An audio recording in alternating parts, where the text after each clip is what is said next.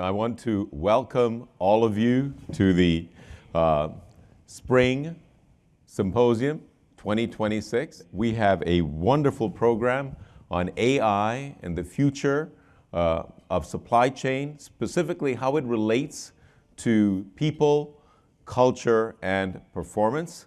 All right, so for all you students here, you're getting a world-class education. You're spending a lot of time learning how to think and produce data, right? So, but there's this continuum of, it's fantastic that I produce data. Data is meaningless unless I can turn it into information which becomes knowledge upon which I act. And that continuum, right? So the thinking portion of this critical task for leaders are your ability to think, communicate, and then lead people, right? Influence outcomes.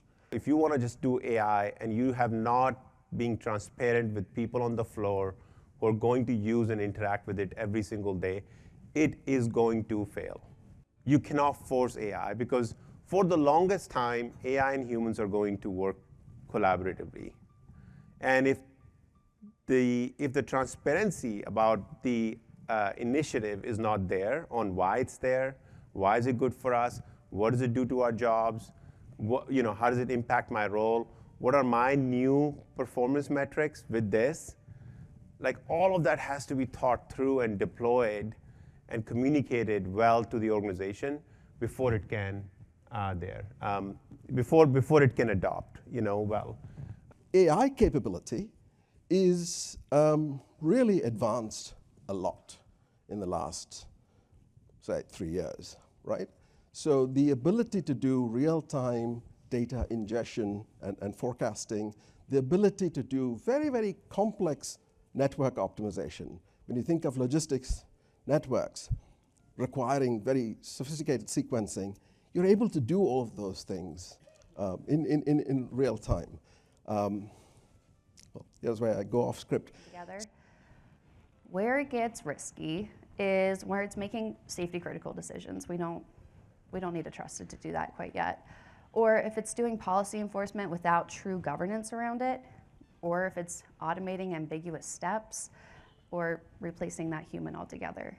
Because again, to echo the other speakers, there really needs to be a human that's accountable for it at the end of the day. You can't hold a bot accountable. You can help it learn, but there needs to be a loop, a human in that loop, right? Or maybe just a quick one from everybody, at least for this one, just to set the stage. Where are you seeing AI actually show up day to day? Not summarization of meeting minutes. We went through implementations with SAP globally last year and used a lot of the features within Teams that do AI translation between languages as we were working across multiple different countries, and summarization and capture of those follow-up points, like I've already said. I always try to level set with the learning group to say, hey, where are you at in your learning journey? And you'd be surprised how someone hasn't even used it, or maybe they're using it like a Google search. And so I think there's a tremendous opportunity to learn. And so we have daily frustrations, things that are repetitive, time-consuming, and they just keep repeating because it's another day and you have to solve a similar problem.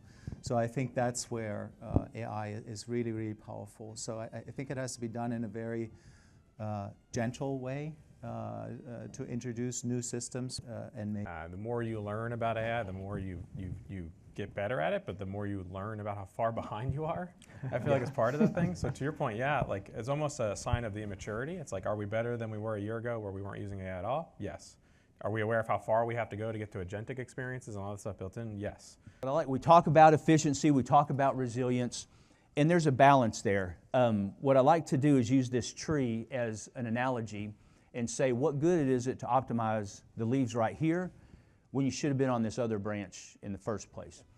But a lot of times we are simply optimizing what we have right now, and there's no consideration for this bigger picture or the system. Last one, the effective use of data often requires significant specialized knowledge regarding context. In the ag, it was knowing agronomy, right? These crop models. In the spare parts, we had to understand the operations of the jet engine. We had to understand the physics of it. You have to understand the operating conditions of your business, right? the costs and the revenues and the constraints that you face. And so all of those things have to be brought in. It's not just about the data, it's about all of these other factors.